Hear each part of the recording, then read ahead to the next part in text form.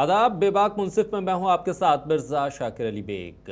बिहार में चुनाव है और आज है वादों की बौछार। आज का दिन रहा बिहार में सौगात क्या क्या मिलेगी अगर तेजस्वी यादव के सिर पर सेहरा सज जाता है। अगर बिहार की आवाम तेजस्वी यादव को पसंद कर लेती है, उनके गठबंधन का साथ दे देती है, तो क्या कुछ मिलेगा। यानी वादों का पिटारा अब महागठबंधन ने खोल दिया है। इंतजार इस बात का भी है कि बीजेपी के साथ खड़ी हुई जेडीयू यानी एनडीए अलायंस अपने वादों का पिटारा कब खोलेगा। ये वादे हैं जिन वादों के आधार पर जनता वोट करती है, लेकिन वादे हैं, वादों का क्या। पार्टी सत्ता में आने के बाद इन वादों पर कितना अमल करती है, यह भी बहुत बड़ा सवाल है। विश्वसनीयता तमाम राजनीतिक दलों की इसी कटघरे में है कि आप वादे तो कर देते हैं, आप चांद पर पहुंचाने का सपना तो दिखा देते हैं, लेकिन जमीनी हकीकत यह है कि जमीन पर आम आदमी का चलना भी मुश्किल हो जाता है। पीने को पानी नहीं मिलता और बिहार के सड़कों पर, खेतों में जब पानी भरता है, बाढ़ के हालात होते हैं, तब ये वादे हवा हवाई साबित होते हैं। आज तक बिहार की जनता उस एम्स को ढूंढ नहीं पाई है जिसका ऐलान खुद प्रधानमंत्री अपने चुनावी मंच से करते रहे। तो फिर वादों पर कितना यकीन किया जाए। केंद्र की सत्ता में पिछले 10 साल से भी ज्यादा वक्त से मौजूद बीजेपी और एनडीए के चेहरे के तौर पर नीतीश कुमार बिहार में 2 दशक अपने राज्य को चला चुके हैं। फिर भी अगर बदहाली है तो फिर किसके वादों पर यकीन किया जाए। जिसके पास ताकत है वो अगर अपने काम को अंजाम न दे पाए तो फिर सवाल किससे किया जाए। ऐसे में विपक्ष के पास मौका होता है आम जनता तक अपनी बात पहुंचाने का, सवाल खड़े करने का और उन वादों को दोहराने का जिसका सपना उस राज्य की जनता देखती है। बिहार में बेरोजगारी की समस्या है, रोजगार की तलाश में लोग हैं, लिहाजा तेजस्वी यादव ने रोजगार हर घर तक पहुंचाने का वादा तो कर दिया, हर घर में एक सरकारी नौकरी देने का वादा तो कर दिया, लेकिन लाख टके का सवाल यह कि इस पर अमल कब और कैसे होगा। क्योंकि तमाम चीजें टिकी इस बात पर हैं कि आपकी पार्टी को कितने विधायक जनता देती है, कितने विधायक चुनकर आते हैं और क्या आपकी सरकार बनती है या नहीं बनती। इससे इतर आपका इरादा क्या है, आपकी मंशा क्या है, यह बहुत बड़ा सवाल है।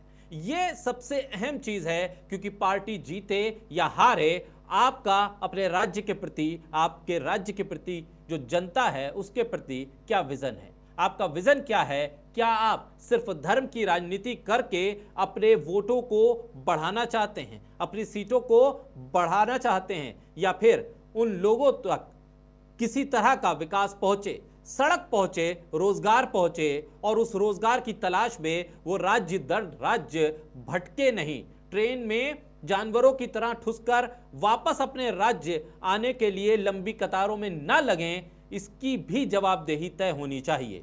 आज बात महागठबंधन के उस मैनिफेस्टो की होगी जिस पर तेजस्वी यादव की छवि है, तेजस्वी यादव की तस्वीर है और पूरी तरह से पूरा कैंपेन तेजस्वी में हो गया है।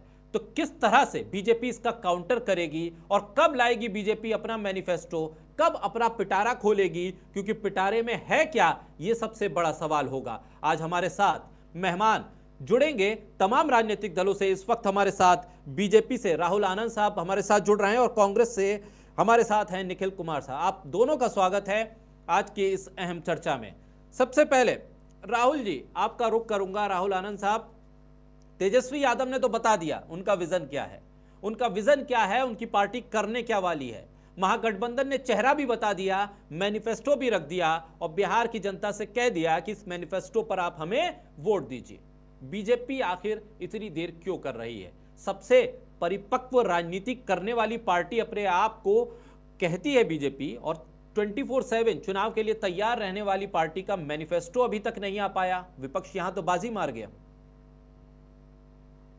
देखिए, सबसे अहम बात यह है कि जो जल्दबाजी का काम शैतानों का होता है, और जिस तरह से तेजस्वी यादव जी ने अपनी बातों को कहा है, उसमें एक बात जो सबसे अहम है, जो झूठ का पिटारा के अलावा कुछ भी नहीं, वो ये है कि उन्होंने कहा कि हम हर घर को नौकरी दे देंगे और 20 महीने के अंदर दे देंगे।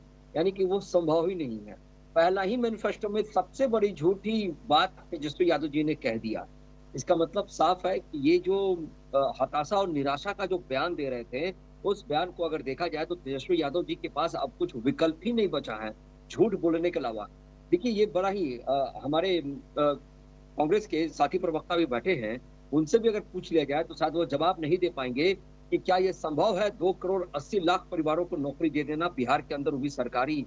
अगर देखा जाए वास्तविक रूप से केंद्र की, तो केंद्र के पास 47 लाख के आसपास एम्प्लॉय हैं और बिहार सरकार के पास 2 करोड़ 80 लाख होंगे। ये कैसे संभव है? हाँ, एक तर्क पे संभव है, जो तेजस्वी यादव जी का मुख्यमंत्री का चेहरा घोषित होने के बाद से जो लगातार एक वीडियो जो वायरल हो रहा है, जिसमें बार-बार कहा जा रहा है कि भैया की सरकार आई तो उठा लेम घर से कट्टा दिखा के, भैया की सरकार आई तो उठा लेम, अपहरण कर लेम। इस तरह की तमाम जो चीजें हैं, जो ट्रेंड भी कर रही हैं, देखा जा सकता है, जिसमें कांग्रेस ने बहुत चुप्पी साध रखा है। चुप्पी इसलिए साध रखा है क्योंकि कहीं न कहीं कांग्रेस भी इसका समर्थन करती है कि तेजस्वी यादव जी, क्या आपने कभी सोचा है कि कोई ऐसी पार्टी जो अपनी राजनीतिक पारी खेलती हो और अपना ही प्रचार करती हो दुष्प्रचार कराकर, और बार-बार ये गाना आता हो कि अहिरन के चलल बा, अहिरन के चली, इस तरह का अगर बातें कर रहे हैं और लगातार जो जाति उन्माद फैलाकर जो गाने आ रहे हैं, इससे तो बिल्कुल साफ साबित होता है कि तेजस्वी यादव जी उस पे लगाम भी नहीं लगा पा रहे हैं, अपने लोगों को रोक भी नहीं पा रहे हैं। देखिए यहाँ पे अहम बात ये है कि ये बरगला कर, लटका के, अटका के, भटका के और निपटा के जो गाने बजाए जा रहे हैं, उसमें जो साफ-साफ तर्क नजर आ रहा है, उसके तहत अगर ये सरकार बनाना चाहते हैं, तो इस प्रदेश की जनता पढ़ी लिखी है, उनको पता है कि सत्ता किसके हाथ में मासूख रहेगा और किसके हाथ में बेसुध रहेगा। और जिस तरह से तेजस्वी यादव जी बताए जा रहे हैं अपने आप का, जिन्होंने मैनिफेस्टो दिया, उस मैनिफेस्टो में आपने देखा होगा कि महागठबंधन का किसी एक व्यक्ति जो नेता प्रतिपक्ष है हमारे देश के, उनका फोटो छोटा बना दिया गया और अपने ब्रांडिंग सबसे बड़ा कर दिया। यानी कि जो तेजस्वी यादव जी के साथ राहुल गांधी जी ने इस प्रदेश में किया, मुख्यमंत्री का चेहरा बनाने में बहुत लेट और बहुत देर कर दिया, इस बात को जताने और बताने में।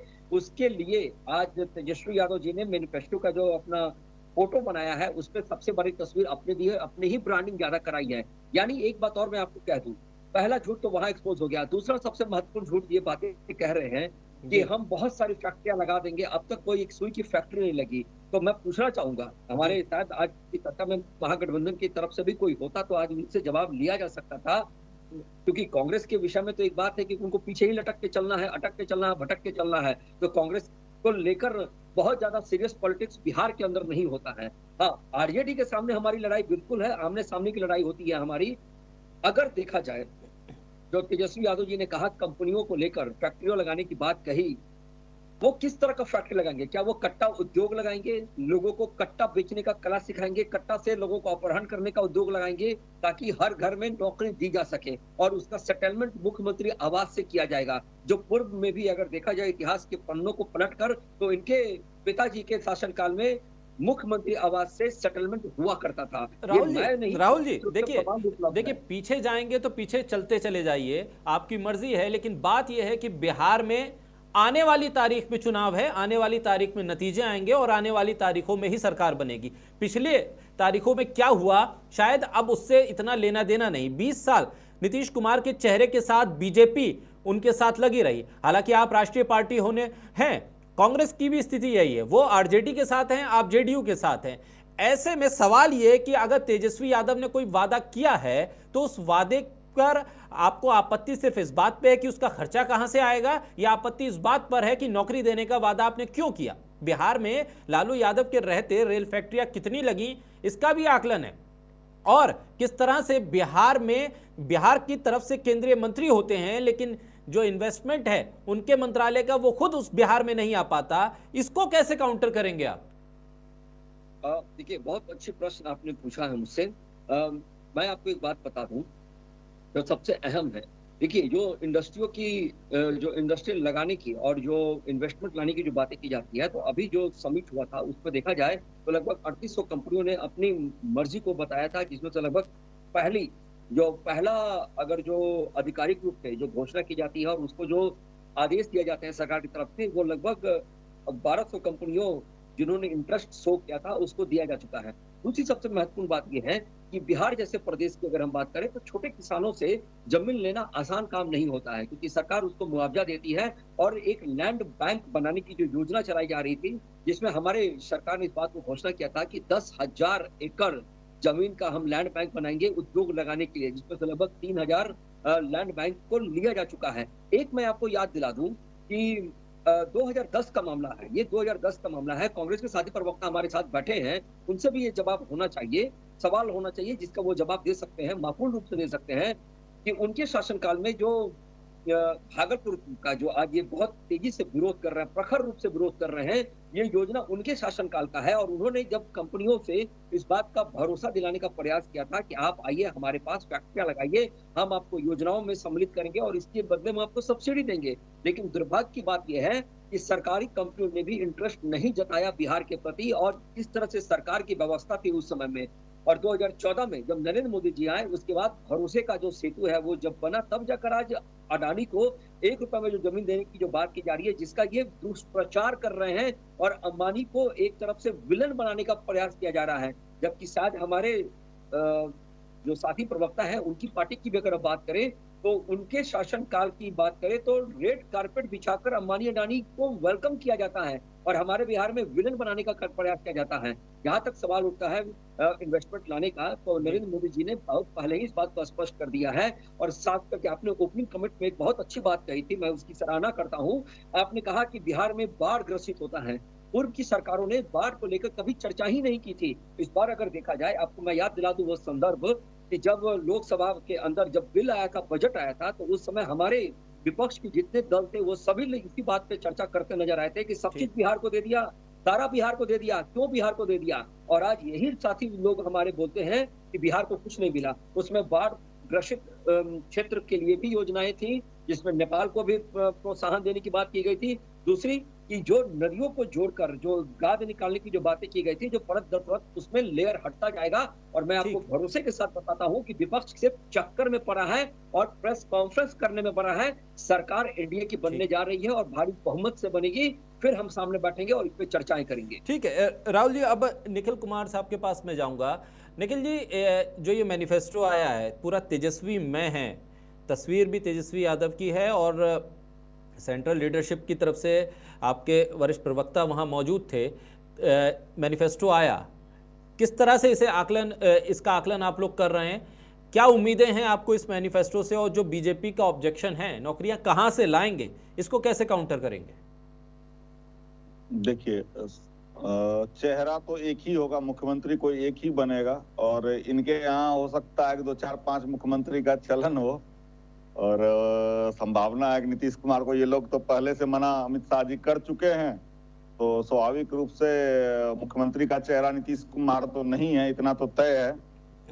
अब ये लोग, इनके विरोध की मैं बात बताता हूँ। ये आधार का भी विरोध करते थे, ये ग्लोबलाइजेशन का भी विरोध करते थे, ये जीएसटी का भी विरोध करते थे, एसईजेड का भी विरोध करते थे और इन्वेस्टमेंट का भी जो एफडीआई है उसका भी विरोध करते थे। आप अगर इनका इतिहास देखेंगे तो इन लोगों के पास अपनी कोई संकल्पना नहीं है, इनका कोई अपना जो है विचार नहीं है, कोई विजन नहीं है।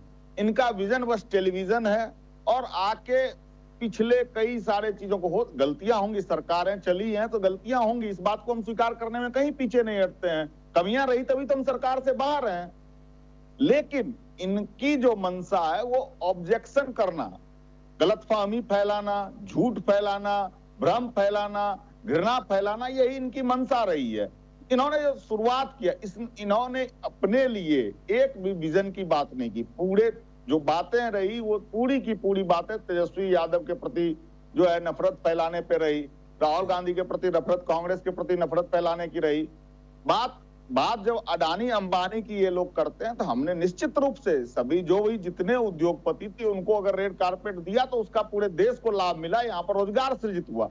ऐसा आप क्या कर रहे हैं, पूरे देश में हाहाकार मचा हुआ है रोजगार का। अब जहां तक बात है कि एक बहुत महत्वपूर्ण क्वेश्चन इनका बार बार आ रहा था कि भाई आप कैसे रोजगार देंगे। देखिए, मैं इसी से जोड़ना चाहता हूं, जब कोई चीज का शुरुआत किया जाता है ना, हमने अगर ये प्रण लिया है तो हम ये करके देंगे। इसके लिए खाका बनेगा। 20 दिन का अंदर समय लिया है हमने, उसके लिए जो भी खाका होगा हम बनाएंगे, उसके बाद आपको जवाब उसका मिल जाएगा। हम लोग कोई झूठा वादा करने वाले लोग तो हैं नहीं साहब, कि मोदी जी की तरह जो है ये रोजगार देंगे, चीनी मिल चला देंगे। एक भी काम जो मोदी जी ने कहा हो, अगर उसकी शुरुआत की हो और उसको पूरा किया हो तो बता दे। आप याद होगा गोद में गांव, ऐसी चर्चा चली कि लगता था अब तो सारा गांव जो है ना वो मतलब शहर से भी टॉप कर जाएगा। लेकिन स्थिति ये हुई कि वो योजना कहाँ, कोई पूछनहार भी नहीं है उसका। स्मार्ट सिटी की दुर्दशा आपसे छिपी भी नहीं है। एक भी अगर स्मार्ट सिटी इन्होंने बनाया, और स्मार्ट सिटी कौन सा है तो बता दे मुझे। नमामि गंगे को आप ले लीजिए, नमामि गंगे की स्थिति क्या है वो आपको पता है। और ये कट्टा की बात कर रहे थे, अरे भैया यहाँ कट्टा तो राजधानी में लड़ाया जाता है, सरेआम हत्या कर दी जाती है, सरेआम लूट हो जाता है शोरूम में। तो ये सारी बातें, ये जो खोटी दलीलें हैं ना, उनका अब समय समाप्त हो गया। जनता अब निर्णय के मुद्रा में है। और ये कह रहे थे हड़बड़ी में, बहुत जल्दीबाजी का काम शैतान का। भैया चुनाव अब आखिरी चरण में आ गया है, अब तो वोट होने वाला 6 तारीख को। अब तक आपका मैनिफेस्टो क्या विजन है आपका अगर तैयार नहीं है तो आप सवाल करने की, इसका मतलब है कि आप सरेंडर कर चुके हैं, आप मान चुके हैं कि हमारी सरकार नहीं बनने जा रही है, भाजपा और एनडीए की सरकार अब बनने के लिए नहीं जा रही है। इन्होंने एक और बहुत महत्वपूर्ण चीज कहा कि पिछलग्गू। भाई साहब पिछलग्गू उसको कहते हैं जिसके पास की अपनी हैसियत होने के बावजूद सामने वाले के चरणों में पड़े हुए, उसको पिछलग्गू कहते हैं। आप तो बहुत बड़े पार्टी अपने आप को होने का दावा करते हैं, तो आखिर क्यों नहीं आप सरकार बनाने में कैपेबल हैं? क्यों नहीं बिहार की जनता आप पे भरोसा करती है? जब अकेले लड़े थे तो आपको पता चल गया था कि आपको कितनी जनता पसंद करती है। तो आपको मजबूरी में आप नीतीश जी के चरणों में लेटे हुए हैं। तो ये जो है ना दोहरी बातें करके आप बिहार की जनता को बरगला नहीं सकते हैं। ठीक है, अब यहाँ पर ठीक है निखिल जी, एक बार राहुल जी का रुख कर लें। राहुल जी, ये गठबंधन कह रहा है कि भाई तेजस्वी यादव ने 17 महीने की सरकार में नौकरियां दी, वो करके दिखाया उन्होंने। तेजस्वी यादव कह रहे हैं कि हम जो कह रहे हैं वो करेंगे।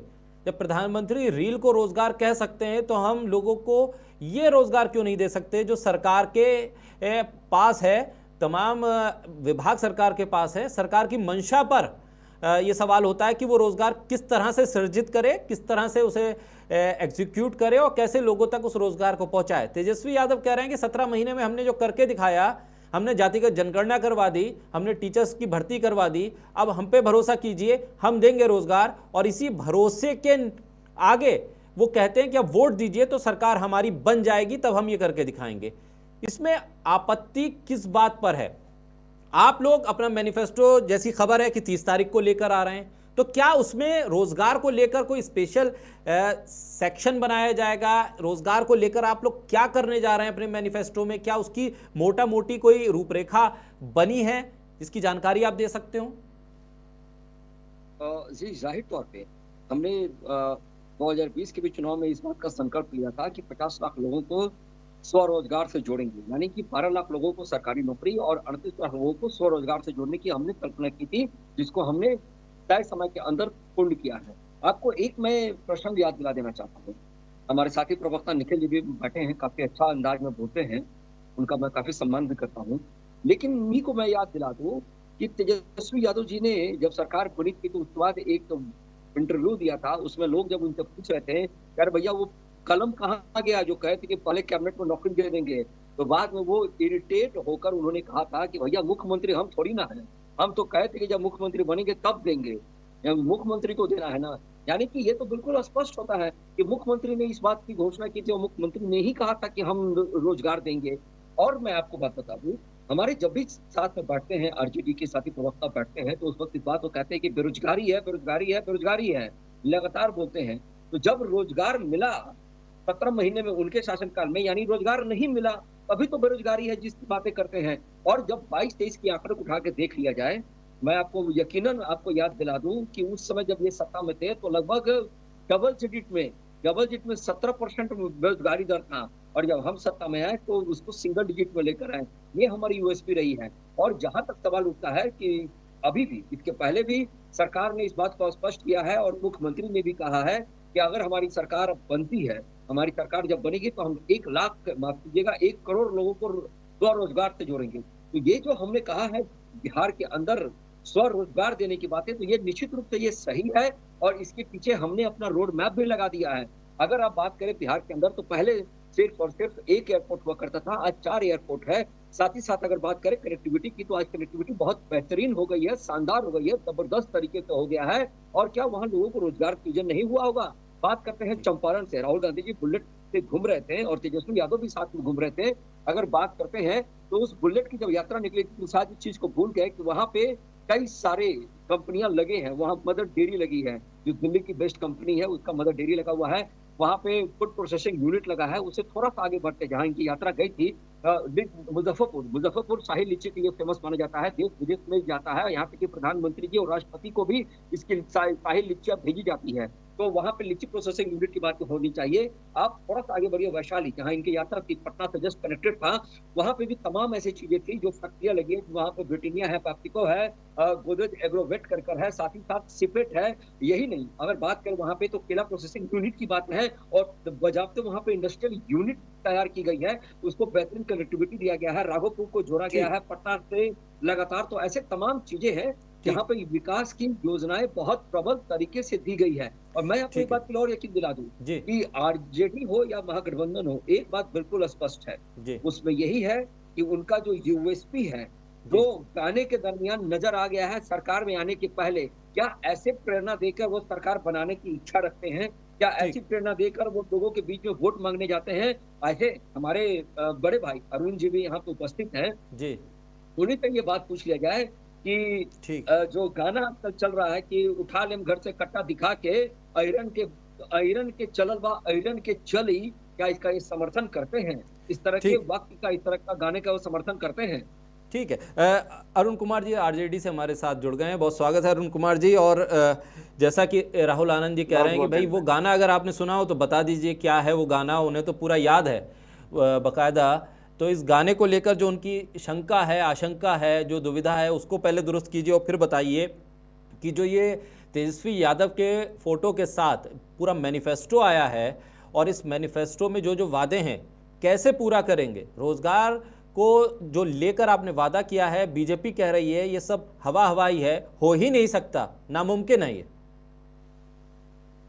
देखिए, सबसे पहले अपने गाना का जिक्र किया, वो गायक कौन है? गाने वाले वही मनुवादी के वंशज हैं, वही फिरंगियों के वंशज हैं जो अंग्रेजों की दलाली करते थे, जिनके पुरखे, उन्होंने इस तरह का गाना गाया है। और परसेप्शन देखिए यहाँ ये लोग खराब करने के लिए अभी लगातार, सुनिए ना, अब सुन लीजिए ना, मैं तो बोल दिया सारा चीज, अब समझते रहिए, है ना। वही मनुवादी सामंतवादी के कोख से पैदा लिया हुआ इंसान है, और मनुवादी सामंतवादी और इन सबों को लालू यादव जी और उनका विचारधारा कभी पचा है? जो पचेगा, इतिहास गवाह है। जो संविधान को मानने वाले लोग हैं, गांधी को मानने वाले लोग हैं, अंबेडकर को मानने वाले लोग हैं, वो संघी को क्यों पचेगा भाई? संघ का तो इतिहास रहा है, भाजपा का तो इतिहास रहा है, संविधान का विरोध, अंबेडकर का विरोध, गांधी का विरोध। वो तो गोडसे को मानने वाले लोग हैं। तो बहुत सारी बात उस पर मैं नहीं जाना चाहूंगा। अभी आप बोल रहे थे मैनिफेस्टो को लेकर, और मैनिफेस्टो जी तकनीकी कुछ समस्या है, लेकिन सवाल ये है कि मैनिफेस्टो पे जो जा रही है आवाज? जी, अगर आप मेरी आवाज पहुंच रही है तो आप अपनी बात को कंटिन्यू रखिए। नहीं, आपकी आवाज आ रही है, टेक्निकल प्रॉब्लम कहाँ आया पता नहीं, है ना? जी आप अपनी बात रखिए, आपकी आवाज पहुंच रही है। तो मैनिफेस्टो आज महागठबंधन ने जारी कर दिया, स्पष्ट। महागठबंधन ने जनता के सामने समर्पित कर दिया कि महागठबंधन का क्या विजन है, क्या रोड मैप है, क्या योजना है, क्या सोच है, महागठबंधन का मुख्यमंत्री का चेहरा कौन होगा। पिछले दिनों यह घोषित किया, आज घोषणा पत्र जारी करके सारा चीज क्लियर कर दिया। लेकिन दुर्भाग्यपूर्ण है कि एनडीए ने आज तक ना तो साझा कॉन्फ्रेंस किया है, न तो साझा घोषणा पत्र जारी किया है, और न तो मुख्यमंत्री का चेहरा उनका कौन है यह भी जारी नहीं किया है। जबकि चुनाव में ये सारे चीज महत्वपूर्ण होते हैं। जब जनता के बीच आप जाएंगे तो जनता को बताना पड़ेगा, और जनता जानना चाहती है कि हमारे लिए क्या विजन है इन पार्टियों का, इन नेताओं का। तो आज तक नहीं जारी करने के पीछे एनडीए नेताओं का यही लगता है कि वो विजन लेस, उनके पास कोई योजना नहीं, कोई रोड मैप नहीं, कोई चेहरा नहीं है। इसीलिए ये लोग आज तक जारी नहीं किए। और बिहार की जनता पूछ रही है इनसे कि भाई 2 दशक से आपकी सरकार है बिहार में, आपने किया क्या। अभी आपने देखा होगा लंबा चौड़ा प्रवचन दे रहे थे भाजपा के साथी, लेकिन इनके नेता या प्रवक्ता चुनाव मैदान में आ रहे हैं प्रचार प्रसार करने के लिए, मुद्दे की कोई बात करते ही नहीं, सिर्फ धर्म और धर्म की बात करते हैं। लेकिन अब भावनात्मक मुद्दे, भावनात्मक नारे के सहारे बिहार की जनता वोट देने को नहीं जा रही है एनडीए को। तेजस्वी यादव जी ने एक मुद्दे की राजनीति शुरू की है बिहार में, और आप देख रहे हैं 2020 के बिहार विधानसभा चुनाव के बाद मुद्दे की राजनीति पर नाक रगड़ना पड़ रहा है एनडीए नेताओं को। इनके सिलेबस में कहाँ होता था रोजगार, नौकरी, ये तो होता ही नहीं था। जब हमारे नेता तेजस्वी यादव जी ने 2020 के बिहार विधानसभा चुनाव में कहा पढ़ाई लिखाई, दवाई, कमाई, सिंचाई, सुनवाई और कार्रवाई वाली सरकार देंगे और उसके साथ 10 लाख नौकरी देंगे। अभी भाजपा के प्रवक्ता बोल रहे थे जब सरकार में तेजस्वी जी आए तो वो जवाब नहीं दे पाए। कितना बरगलाइएगा भाई। बिहार की जनता से तो उन्होंने 2020 में प्रॉमिस किया था मुख्यमंत्री बनने पर, पहले कैबिनेट की पहली बैठक में मैं पूरा करूंगा, और हमारी सरकार नहीं बनी। शासनादेश के बल पर एनडीए ने सत्ता से हमें बाहर रखा। अपने देखा, दुनिया ने देखा, 2 दर्जन से अधिक एमएलए चुनाव जीत चुके थे, जिसे चुनाव हराने का काम किया एनडीए ने चुनाव आयोग के सहारे। नहीं तो हमारी सरकार बनती, और सरकार जब बनती तो निश्चित रूप से प्रथम कैबिनेट के बैठक में प्रथम कलम से 10 लाख नौकरियां मिलती नौजवानों को। और वही एनडीए की सरकार बनी 2020 में, और हमारे घोषणा के उलट 19 लाख नौकरी देने का वादा किया था बीजेपी ने। और नीतीश जी ने तो यहाँ तक कहा कि ये जो 10 लाख नौकरी देने की बात कर रहे हैं, ये नौकरी कहाँ से लाएंगे, पैसा कहाँ से देंगे, खजाने में तो पैसा नहीं है, क्या बाबूजी के घर से लाएंगे। लेकिन भारतीय जनता पार्टी से जब अलग हुए नीतीश जी 9 अगस्त 2022 को, जब महागठबंधन में वो आना चाहे तो तेजस्वी यादव जी ने उनके सामने प्रस्ताव रखा कि यह हमारा जनता के साथ एग्रीमेंट है, प्रण है, इस प्रण पर मुहर लगाइए, तब हमारे साथ आने को सोचिए, तब हम आपको महागठबंधन में एंट्री देंगे और सरकार बनाएंगे। तो नीतीश जी ने कहा पब्लिक डोमेन में है, अब भारतीय जनता पार्टी एनडीए से हमारा कोई ताल्लुक नहीं है, क्योंकि भारतीय जनता पार्टी हमारी पार्टी को खत्म करना चाहती है। ठीक। और हमारे नेता ने महागठबंधन में शामिल किया, सरकार बना हमारे प्रण अनुरूप, तेजस्वी यादव जी के प्रण अनुरूप। 17 माह के सेवा काल में 5 लाख सरकारी नौकरियां देने का काम किया।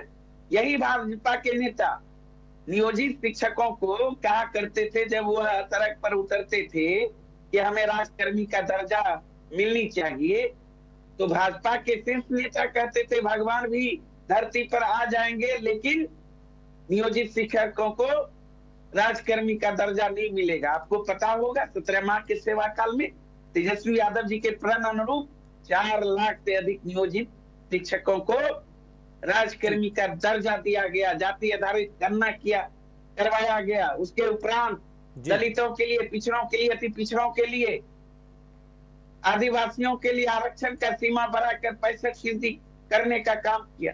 और भाजपा और केंद्र सरकार को इतनी नफरत दलितों, पिछड़ों, अति पिछड़ों से था कि उन्होंने उन आरक्षण के बढ़ाए गए दायरे को आने का काम किया, 9वीं अनुसूची में शामिल नहीं किया। तो ये चरित्र है भारतीय जनता पार्टी का। ठीक है अरुण जी, आज भी बिहार को एक ठीक है अरुण जी, मैं आपके पास लौटूंगा। देखिए आज आपका दिन है, आपका मैनिफेस्टो है, तो वक्त मिलेगा उसे एक्सप्लेन करने का। राहुल जी के पास चला जाता हूं एक बार, उनके पास थोड़ा समय कम है इस वक्त।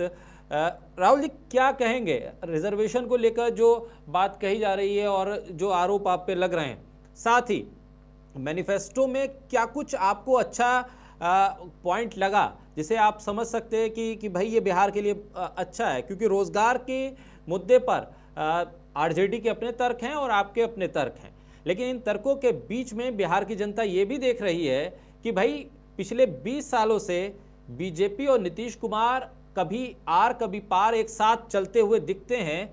अगर इन 20 सालों में कुछ नहीं हुआ और केंद्र में 10 सालों से ज्यादा का प्रधानमंत्री के तौर पर नरेंद्र मोदी, यानी बिहार में डबल इंजन की सरकार कही जाती है, तो फिर तब कुछ नहीं हुआ, तो फिर अब किस भरोसे पर बीजेपी को लोग वोट करें या एनडीए को वोट करें? देखिए सबसे अहम बात यह है कि जिस पार्टी को आज भी सड़क जाम करने के लिए भैंसों की आवश्यकता पड़ती हो और भैंसों को काट के जाकर नॉमिनेशन करना पड़ता हो, तो उस पार्टी को नजर बदल के नजारे देखने की आवश्यकता नहीं है। उसके पीछे का मैं आपको तर्क बता सकता हूँ। देखिए ये आरक्षण की बातें करते हैं, साथ ये भूल रहे हैं कि मंडल आयोग का क्या था। और हमारे महागठबंधन के साथी से एक बात मैं पूछना चाहता हूँ कि जब रिजर्वेशन का, खास करके आरक्षण का जब समर्थन भारतीय जनता पार्टी ने किया था, तो राजीव गांधी जी ने अपने सदन में इस बात का प्रतिकार किया था और कहा था कि ऐसे तो मतभेद खड़े हो जाएंगे और बहुत सारी चीजें बिगड़ती नजर आएंगी। तो ऐसे तमाम चीजें हैं जो आरक्षण को लेकर हमेशा दलित विरोधी चेहरा सामने से नजर आया है। मैं आपको एक बात और बता दूं, अभी सदन के अंदर राहुल गांधी जी ने पूछा था कि कितने पिछड़े, अति पिछड़े और कितने SC ST कम्युनिटी के लोगों को आपने टिकट दिया था। तो ऑन रिकॉर्ड सदन में गृह मंत्री जी ने बताया था कि हमने कितने को दिया था और हमारी जो अंक थे वो सराहनीय थे और महागठबंधन के लोगों से ज्यादा थे।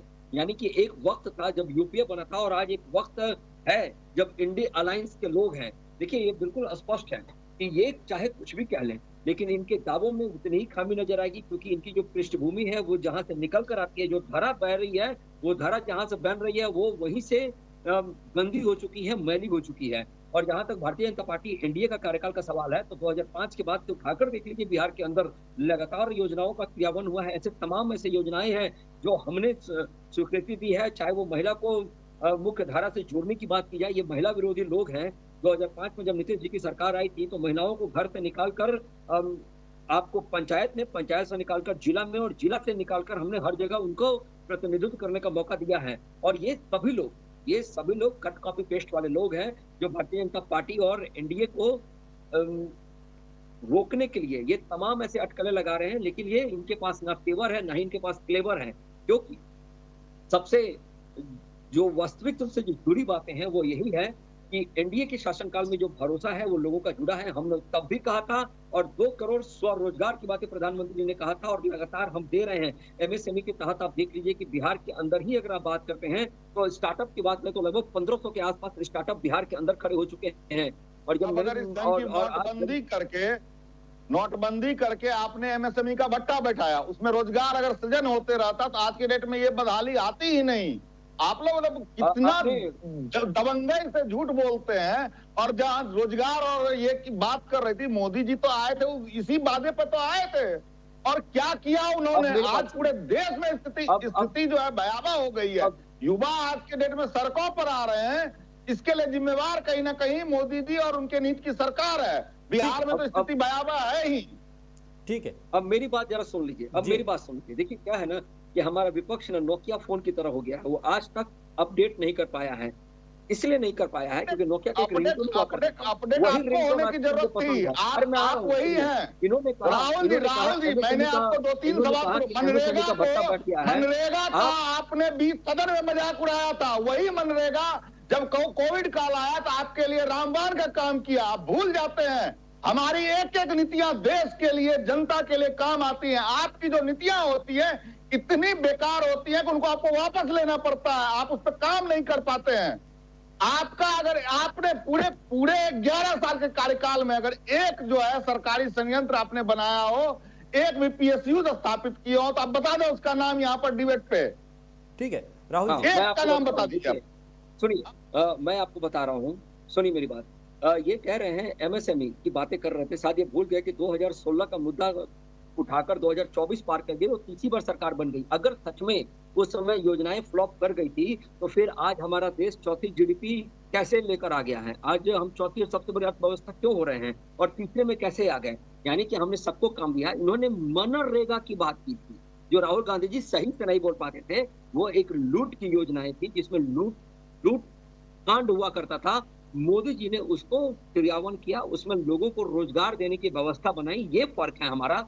मैं आपको एक बात और बता दूं कि ये लगातार ऐसी बातें कहेंगे जिससे कोई आधार नहीं होगा। अपनी योजनाओं को सुचारू रूप से चलाने के लिए कर्नाटक में जब सरकार बनती है, 2-3 सवाल मैंने पूछा, उसमें से किसी का आपने जवाब नहीं दिया। आधार की बात, आप उसी आधार का विरोध करते थे। अरे राहुल भाई उसी आधार का विरोध करते थे। मोदी जी जिस आधार को सबसे तस्ती लेके फैलाए वो 8.57 ट्रिलियन है जी। आज अगर बिहार की बात कीजिए, बिहार की GSDP की बात कीजिए तो 8.57 ट्रिलियन है। तो आपकी तरह हम ये नहीं कहते हैं कि योजनाओं का क्रियान्वयन करने के लिए पेट्रोल डीजल का दाम बढ़ाना हमारी मजबूरी है। कर्नाटका का संदर्भ आपको याद रखना चाहिए। कम से कम आज आपकी लोगों के पॉकेट में जो है ना क्या बोलते हैं कैंची मारे हुए हैं। क्या कीजिएगा आप? महंगाई चरम पे ले आया आपने। मुझे मैं आता हूँ, मुझे निकलना है जी। राहुल जी अपनी बात कंप्लीट कीजिए। जी मैं यही कह रहा था कि ये तमाम ऐसी चीजें कह दे और उनको कहिए कि ये अपने आप को अपडेट कर ले। आज हम 2025 में 26 में कदम रखने जा रहे हैं और अभी भी नोकिया का वो पुराना रिंगटोन को पसंद है और इससे कुछ भी नहीं होगा। हमने जो भी मैनिफेस्टो में वादा किया है सबको किया है और अभी भी करेंगे, ये हमारा वादा है। अब थोड़ा मैं आपसे आज्ञा लूंगा, मुझे ठीक है राहुल जी, आपको निकलना है। बहुत शुक्रिया आप हमारे साथ जुड़े। लेकिन अभी हमारी चर्चा में तमाम पैनलिस्ट हमारे साथ जुड़े हुए हैं। RJD से अरुण कुमार जी और कांग्रेस से निखिल कुमार जी हमारे साथ जुड़े हुए हैं।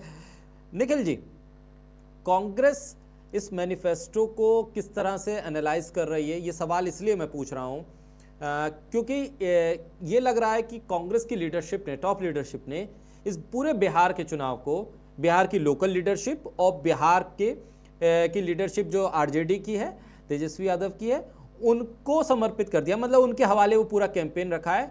अपनी इन्वॉल्वमेंट उतनी ही रखी है जितनी ज़रूरत है, क्योंकि जो चेहरे दिख रहे हैं, जो प्रेस कॉन्फ्रेंस हो रही है, उससे इसे मोटा मोटी एनालाइज किया जा सकता है। इस मैनिफेस्टो से आपको कितनी उम्मीदें हैं? आपको क्या लग रहा है कि कौन सा ऐसा पिन पॉइंट है इस मैनिफेस्टो का जो सबसे ज्यादा क्लिक करने वाला है? नहीं, यहाँ जो आपने कहा, सबसे पहली बात मैं आपकी बातों का समर्थन करता हूं कि ये हमारा ज्वाइंट प्रयास है और RJD के साथ साथ मिलकर हमने जितने भी हमारे साथी दल हैं उनके साथ मिलकर हमने जन भावनाओं का कद्र करते हुए जन आकांक्षाओं का ये जो है मैनिफेस्टो है। पहली बात तो ये है। दूसरी बात कि ये जो आपने कहा कि हमारे नेता उनके नेता, यहाँ पर हमारे नेता उनके नेता की बात ही नहीं है। यहाँ पर जो बिहार की बात हो रही है, बिहार के विकास की बात हो रही है, बिहार को कैसे हम डेवलपमेंट की तरफ ले जाए, जो कि पिछले 20 साल में इन्होंने कहीं ना कहीं पीछे धकेलने का काम किया है, उसको कैसे हम आगे लेके जाएं।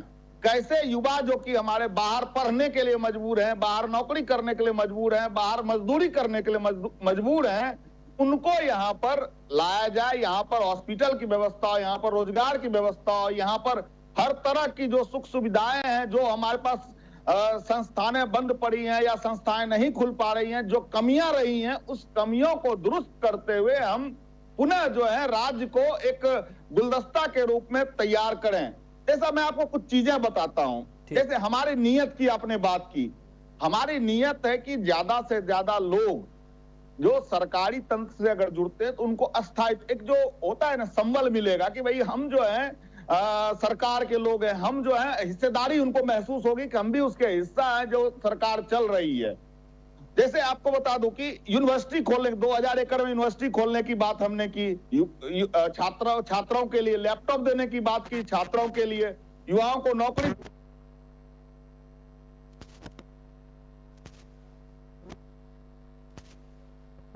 बिजली जो कि इन्होंने कॉपी पेस्ट किया था।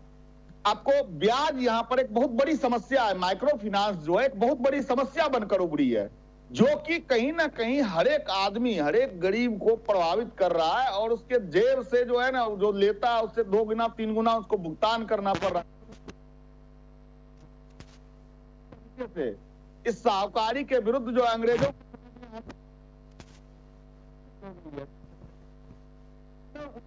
देने के लिए छात्रों के लिए एक और बहुत महत्वपूर्ण चीज है जो कि हमने घोषणा किया है कि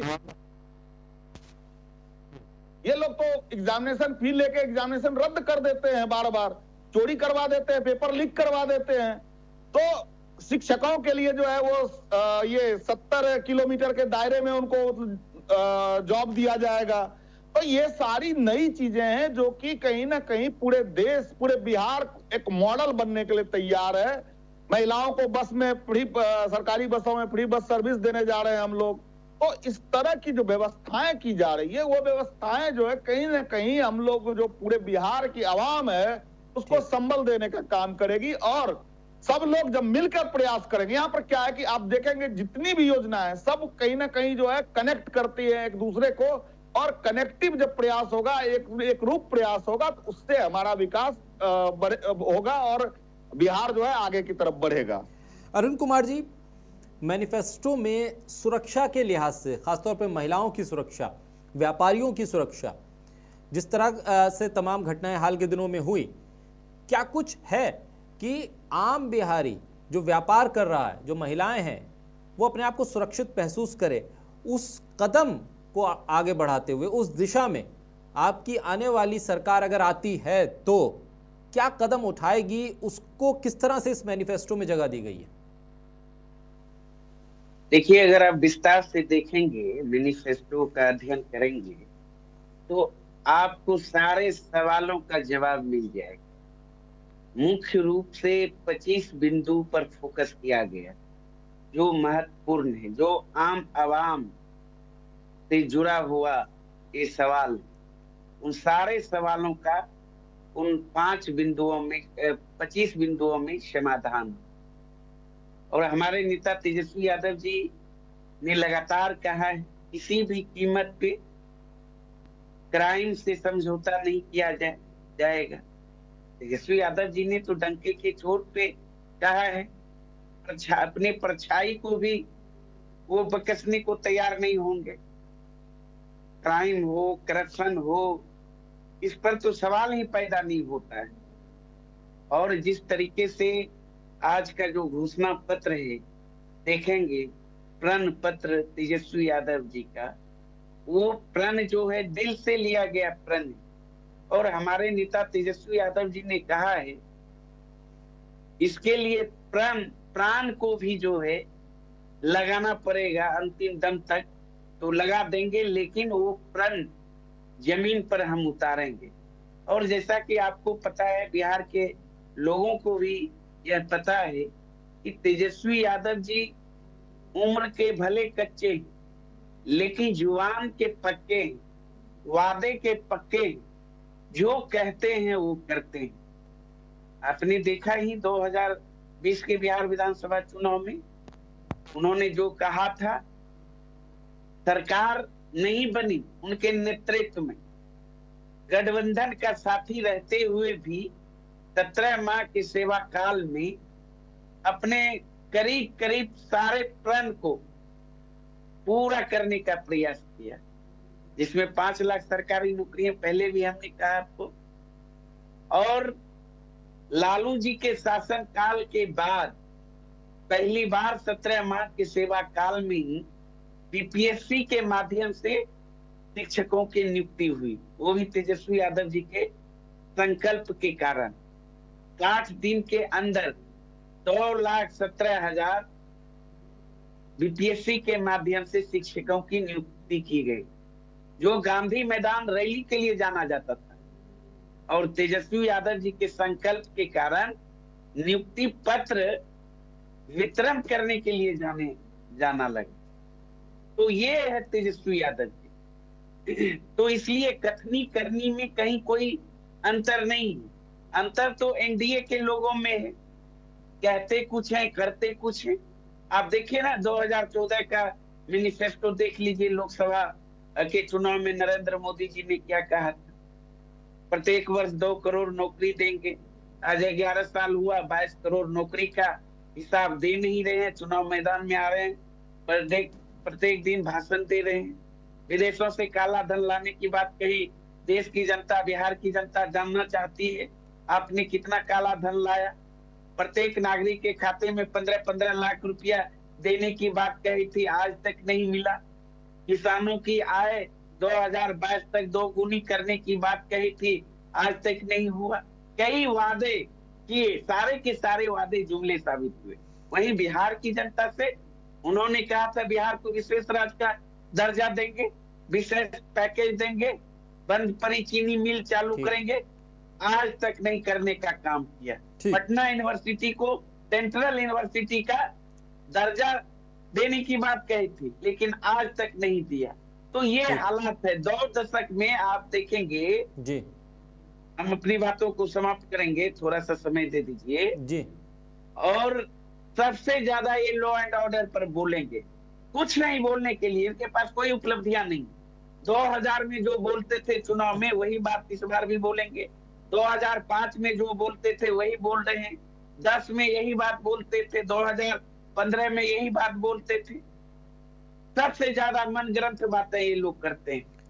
ठीक है, लेकिन देखेंगे लॉ एंड ऑर्डर की स्थिति, एनसीआरबी का आंकड़ा, तो स्पष्ट हो जाएगा कि सरकार पूरी तरह फेल है क्राइम के क्षेत्र में, करप्शन के क्षेत्र में।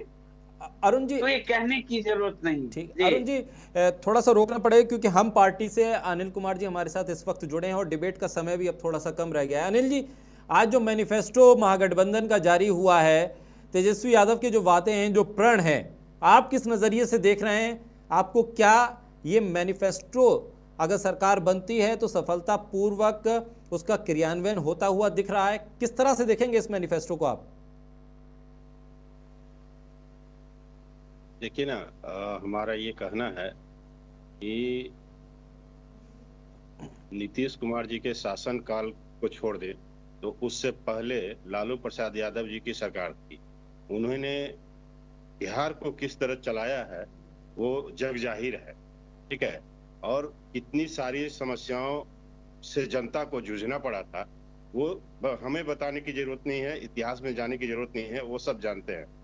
आज की डेट में जो मैनिफेस्टो लेकर आए हैं, हमारा ये कहना है कि ये तेजस्वी जी जो मैनिफेस्टो लेकर आए हैं, ये सारे चीज जो नीतीश कुमार के जो किए हुए काम हैं उनसे 2 कदम बढ़ के चलते हैं। हमारा ये कहना है कि आपका अपना विजन कहाँ है? ये किसी का कॉपी करना, किसी का चोरी करना, ये आपका काम नहीं। अगर चोरी भी करते हैं तो कुछ पढ़ लिख लिया कीजिए, ठीक है, तो थोड़ा सा जनता में जाने में सहूलियत होगी। आज हम कभी कभी देखते हैं जनता में एक थोड़ा सा छोटा छोटा रील आता है, जनता समझ चुकी है और वो साफ कहना चाहती है कि अब बुर्बक बनाने की जरूरत नहीं है, अब हम समझ गए हैं कि हमको क्या चाहिए और कौन देगा, ठीक है। तो आप जितना प्रलोभन देंगे, जनता उनके सारे मैनिफेस्टो को इनकार कर चुकी है और एनडीए के साथ।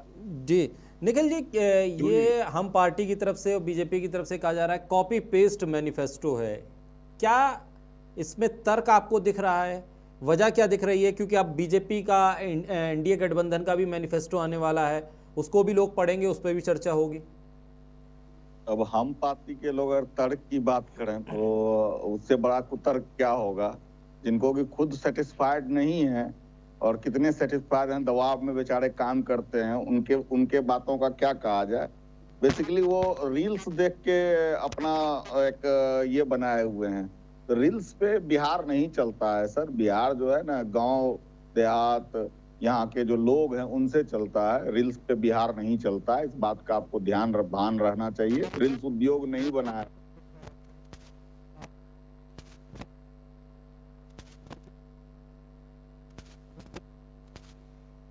इनकी और भाजपा के लाइन में ये घट के आए हैं, वो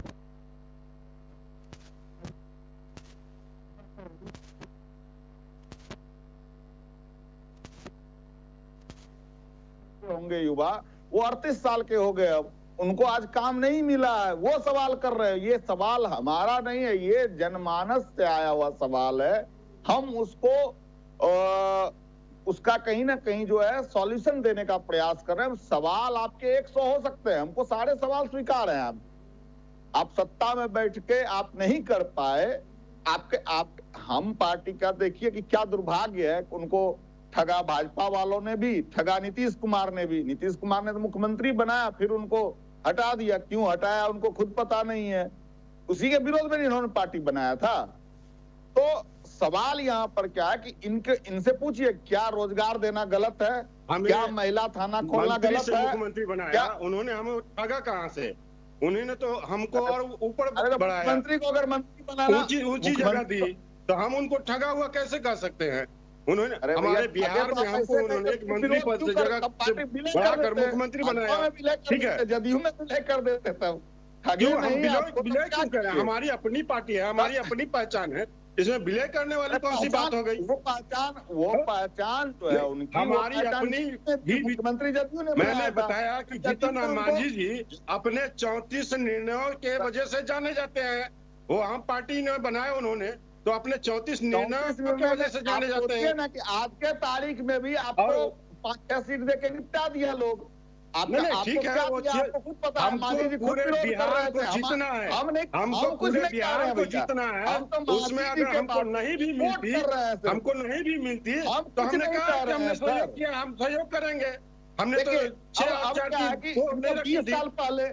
20 साल पहले की बात जब करते हैं ये लोग, तो कितनी थोथी बातें। अरे हम कहाँ 20 साल की बात कर रहे हैं? हम पहले तो हमने तो अभी भी बताया कि हम इतिहास में नहीं जाना चाहते हैं। अभी जो आप लोग ने मैनिफेस्टो लाया है, उस पर कितने अधिक रहेंगे और कितने काम करेंगे, ये तो जनता समझ चुकी है। और जनता साफ कहती है कि नो बुड़बक बनावी, ठीक है, और बुड़बक बनाने की जरूरत नहीं है, और ये सारी जनता समझ चुकी है। तो आपकी परिस्थितियों को जानती है कि वो समय उनके बदलाव जो आपको करना था, तो और दूसरे को काम को हमेशा वो अपने आप से कहना कि हमने नौकरी दी है, ये सारा काम मुख्यमंत्री करते हैं, और अपने ऊपर ठेकरा फोड़ लेना कि हमने निखिल जी और अनिल कुमार जी, देखिए चर्चा बहुत सार्थक रही है अब तक, और समय बहुत कम बचा है, 1 मिनट का वक्त बचा है। आप सभी मेहमानों का, राहुल आनंद जी, निखिल कुमार जी, अरुण कुमार जी और अनिल कुमार जी, हम पार्टी से जो है हमारे साथ, उन सभी मेहमानों का बहुत शुक्रिया। मैनिफेस्टो पे आज हम चर्चा कर रहे थे आरजेडी के, क्योंकि वादे थे तो वादों पर ये तोला जाना चाहिए, ये परखा जाना चाहिए कि वादे कितने सच्चे हैं, कितने अमल में आएंगे। अब ये तो तय बिहार की जनता को करना है कि बीजेपी यानी एनडीए गठबंधन का मैनिफेस्टो आने के बाद वो किसके वादे पर ज्यादा भरोसा करती है। बात भरोसे की है और भरोसे पर ही वोट पड़ेगा, क्योंकि वोट पड़ने के बाद जब सरकार बनती है उस पर यह भरोसा होता है कि वो अपने मैनिफेस्टो को याद रखेगी। कितना कौन किसको याद रखता है ये तो आने वाला वक्त और बिहार की जनता तय करेगी। मेरे साथ आज की इस चर्चा में इतना ही। तमाम खबरों को देखने के लिए, समझने के लिए देखते रहिए मुंसिफ टीवी।